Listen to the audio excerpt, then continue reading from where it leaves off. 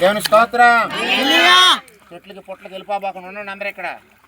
అయ్యా అందరు ఇక్కడ ఉండండి బాబు, ఇక్కడ ఉండండి నాన్న ఎక్కడికి. స్తోత్రం.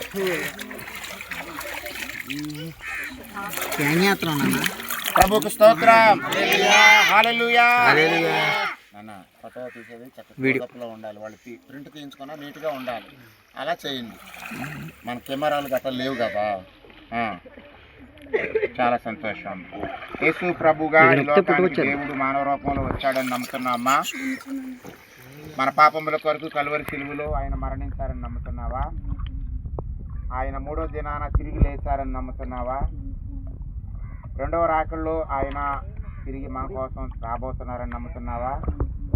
దేవుడు తండ్రి కుమార పరిశుద్ధాత్మ ఉన్నాడని నమ్ముతున్నావా? మరి రక్షణ బాప్తిస్మం అనేది నువ్వు ఇష్టపడి తీసుకుంటున్నావా? ఎవరైనా నిన్ను బలవంతంగా తీసుకొచ్చారా? నిజమేనా? మంచిది. బిడ్డ ఇచ్చిన సాక్ష్యాన్ని బట్టి, దేవుడు నాకు ఇచ్చిన అభిషేకాన్ని బట్టి బిడ్డకి నేను నామములో బాప్తిస్మం ఇస్తున్నాను. ప్రార్థన చేద్దాం. తండ్రి నీ కొందనాలు, నీ రక్తముతో బిడ్డను కడగండి. ఓ నాయన శుద్ధులుగా తీర్చండి. తండ్రి నీ కొందనాలు.